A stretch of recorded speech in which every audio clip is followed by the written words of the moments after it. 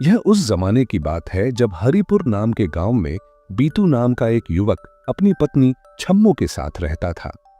बीतू का काम सब्जी बेचना था और उसका व्यापार गांव में बहुत अच्छा चलता था। उसी गांव में मीठा नाम का एक और व्यक्ति अपनी पत्नी नसीबो कैंची के साथ रहता था। मीठा आलसी और कामचोर था, कोई काम नहीं करता था और ज्यादातर समय सोता रहता था। एक दिन जब बीतू अपनी सब्जी की दुकान पर बैठा था तो एक ग्राहक आया और बताया कि ठाकुर साहब ने खास हिदायत दी है कि सब्जी हमेशा बीतू से ही ली जाए क्योंकि उसकी सब्जियां ताजा और उम्दा होती हैं। बीतू ने इस पर खुशी जताई और बताया कि वह रोज मंडी से ताजा सब्जियां लाकर बेचता है। ग्राहक ने कहा कि ठाकुर साहब ने पूरे महीने की सब्जियां मंगवाई हैं, जिसमें प्याज, टमाटर और आलू शामिल हैं। बीतू ने वादा किया कि शाम तक सारी सब्जियां ठाकुर साहब के यहां पहुंचा देगा। उधर मीठा अपने घर में सो रहा था। उसकी पत्नी नसीबो आई और उसे जगाया। मीठा गुस्से से उठा और बदतमीजी से जवाब दिया, लेकिन नसीबो ने कहा कि घर में कुछ खाने को नहीं है, जाकर मांस ले आओ। मीठा बोला कि मांस ऐसे मांग रही हो जैसे दहेज में बकरा लाई थी, मेरे पास पैसे नहीं हैं। नसीबो ने ताना दिया कि किस्मत खराब थी जो वो उसके जैसे आदमी के हिस्से में आई।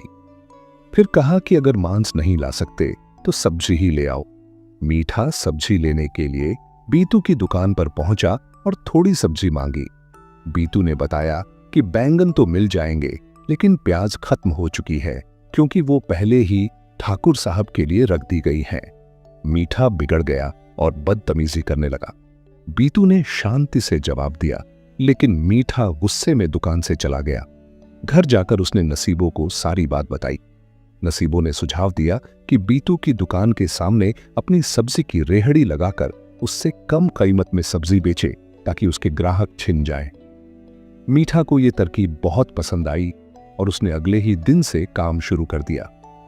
अगले दिन जब बीतू अपनी दुकान पर बैठा था तो ग्राहक आए।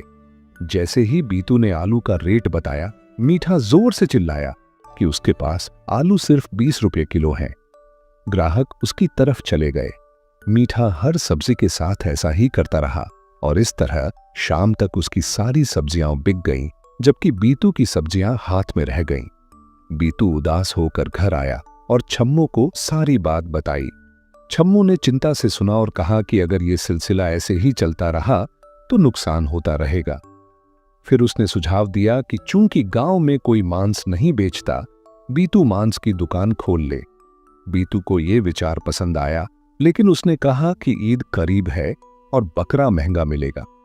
छम्मो ने कहा कि फिलहाल फायदे का ना सोचो, कम कीमत पर बेचो ताकि ग्राहक बने, बाद में फायदा होगा। उधर मीठा खुशी खुशी घर आया, लेकिन नसीबो को बताया कि सब्जियां बेच तो ली, मगर कीमत कम करने की वजह से नुकसान हुआ। नसीबो ने तसल्ली दी कि कुछ दिन नुकसान करके बीतू को सबक सिखा देंगे। अगले दिन बीतू मंडी से बकरा लाकर मांस की दुकान खोल लेता है।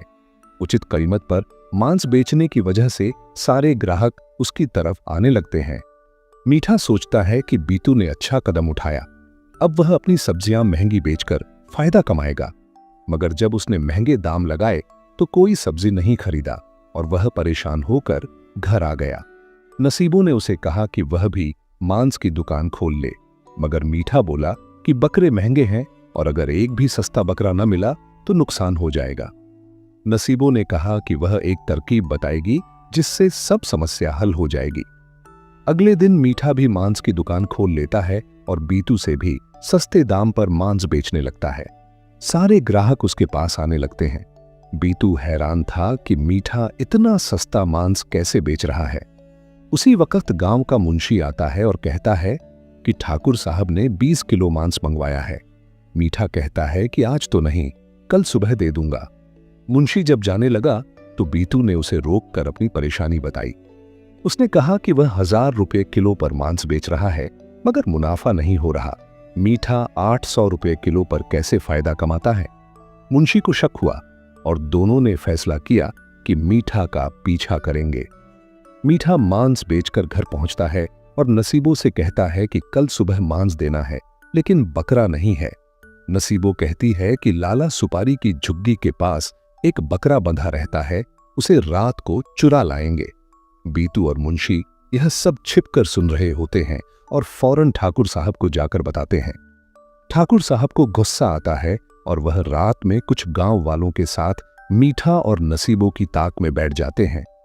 जब मीठा और नसीबों बकरा चोरी करने पहुंचते हैं तो वे पकड़े जाते हैं। ठाकुर साहब कहते हैं कि तुम लोगों के बकरे चोरी करके उनका मांस बेचते हो। मीठा बहाना करता है कि बकरा बीमार था, लेकिन ठाकुर साहब कहते हैं कि सब हकीकत उनके इल्म में आ चुकी है। ठाकुर साहब मीठा और नसीबों को उल्टा लटका देते हैं और कहते हैं कि यहीं लटके रहोगे जब तक अपनी हरकतों से तौबा न करो। साथ ही वह बीतू से कहते हैं कि अब गांव में सिर्फ तुम ही मांस बेचोगे और वह भी 1200 रुपये किलो, ताकि तुम्हें मुनाफा हो। बीतू बहुत खुश हो जाता है और अगले दिन से मांस बेचना शुरू कर देता है। लोग भी बीतू से मांस लेना शुरू कर देते हैं और यूं ईमानदारी और मेहनत जीत जाती है।